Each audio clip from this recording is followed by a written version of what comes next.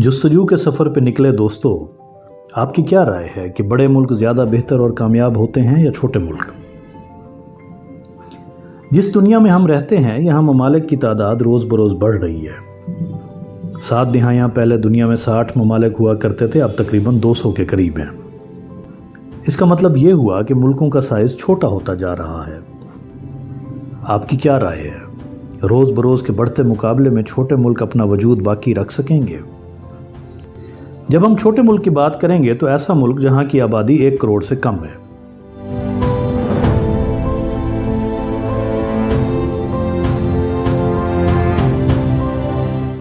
ये खुद दुनिया का एक अहम मसला, कई इलाके आज़ादी चाहते हैं और नए मुल्क बनना चाहते हैं, जैसा कि स्कॉटलैंड, कैटालोनिया या कुर्दिस्तान। छोटा मुल्क दुनिया की सियासत में कोई अहम किरदार अदा नहीं करता। झगड़ों में इसका जिक्र नहीं होता, इसलिए आमतौर पर खबरों में भी ये नहीं आते। चीन, फ्रांस, अमेरिका, रूस, इंडिया, बरतानिया जैसे ममालिक की खबरें और इनके सरबराहों के बारे में तो सब जानते हैं, लेकिन आयरलैंड, डेनमार्क या ताइवान जैसे ममालिक नज़रों से ओझल ही रहते हैं।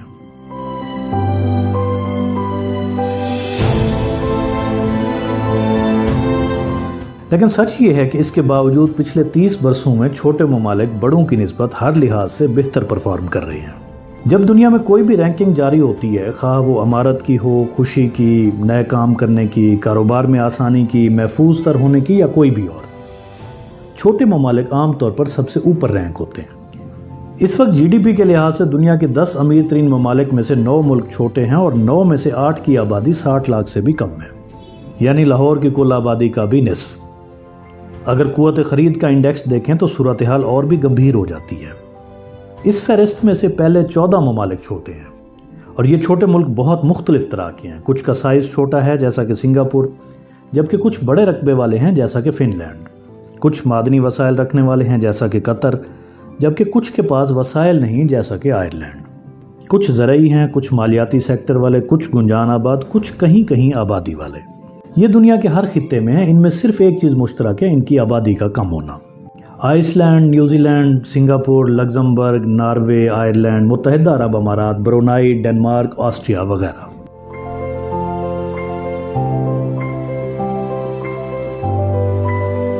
क्रेडिट स्विस ने अपनी 2 साल की स्टडी में इस सूरत हाल को तफसील से बताया।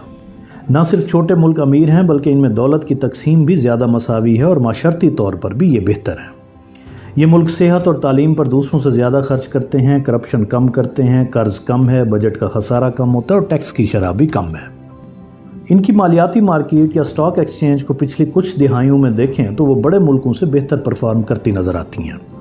पिछले 50 साल में ये शरह बड़े मुल्कों के मुकाबले में दुगनी रही।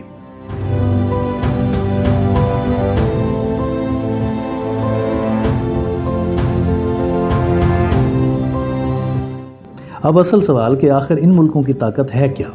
क्या बड़े मुल्कों के पास बड़ी मंडियां, कारोबार के ज़्यादा मौके और इकॉनमी ऑफ स्केल से फ़ायदा उठाने के मौके ज़्यादा नहीं?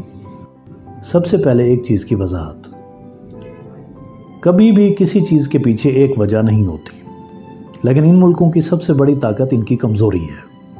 ये मुल्क चूँकि सेल्फ सफिशेंट नहीं होते तो इनको हर चीज़ दरामद करनी पड़ती है, इसलिए ये आलमी तिजारत में खासे एक्टिव नज़र आते हैं।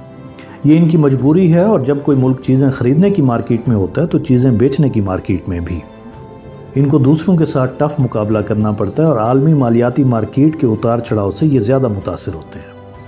इस वजह से इनको अपने अकाउंट्स को एहतियात से इस्तेमाल करना पड़ता है और मुकाबले की तरफ ध्यान ज़्यादा देना पड़ता है। ये प्रोटेक्शनिस्ट पॉलिसियों के मुतहम्मिल नहीं हो सकते।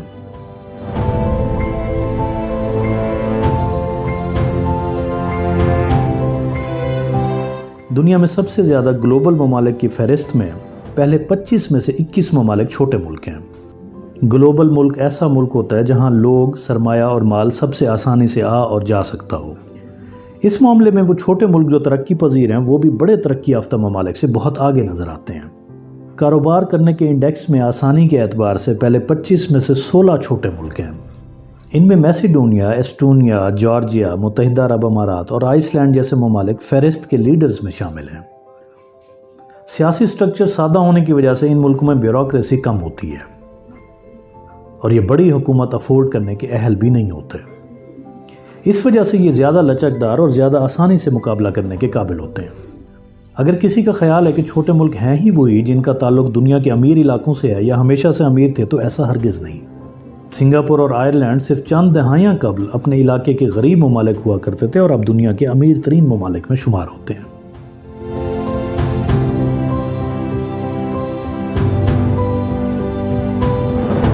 ایک اور دلچسپ مثال چیکو سلواکیہ کی ہے۔ 1993 تک یہ ایک ملک ہوا کرتا تھا، یہ پھر دو میں تقسیم ہوا، چیک ریپبلک اور سلواکیہ۔ چیک ان میں سے زیادہ امیر تھے، سلواکیہ میں بے روزگاری 5 گنا زیادہ تھی اور اوسط آمدنی 2/3 تھی۔ یہ علاقہ چیک ریپبلک کی مدد پر انحصار کرتا تھا۔ 1993 کے بعد دونوں نے جرمنی سے بھی زیادہ شرح سے ترقی کی۔ کمیونسٹ ماڈل سے انہوں نے کامیاب ٹرانزیشن کیپٹلسٹ ماڈل کی طرف کی۔ سلواکیہ نے چیک سے بھی زیادہ تیزی سے ترقی کی۔ اب دونوں کی فی کس آمدنی تقریباً برابر ہے۔ گلوبلائزیشن کے عمل نے بڑے ممالک سے ان کے سائز کی اہمیت چھین لی ہے۔ پرانے دور کی بڑی ایمپائرز کا ایک فائدہ یہ تھا کہ یہاں بغیر روک ٹوک کے بڑے علاقے میں تجارت کی آسانی ہو جایا کرتی تھی۔ یہ ایڈوانٹیج اب بڑے ممالک کے پاس زیادہ نہیں رہا۔ اس وقت مقابلہ کرنے کی اہلیت، زیادہ روابط اور بدلتے حالات کے ساتھ جلد بدلنے کی صلاحیت کسی ملک کے لیے زیادہ اہم بنتی جا رہی ہے اور یہاں پر چھوٹے ممالک کو بڑوں پر ایڈوانٹیج ہے۔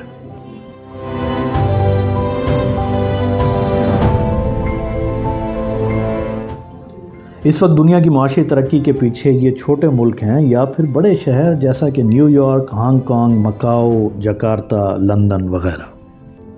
بڑے شہروں کی اکانومی اپنے باقی ملک سے زیادہ تیزی سے بڑھ رہی ہے۔ جکارتہ کی معیشت میں ترقی کی رفتار باقی انڈونیشیا سے دگنی ہے۔ تو کیا ڈی سینٹرلائزیشن، علاقوں اور شہروں کے ہاتھ میں زیادہ اختیار دینا کسی ملک کے اپنے لیے اچھی پالیسی ہو سکتی ہے؟ تمام سیاسی معاملات کی طرح اس پر بھی بہت سی آراء ہو سکتی ہیں۔ آپ کی کیا رائے ہے؟ ہمیں آپ کی رائے کا بھی انتظار رہے گا۔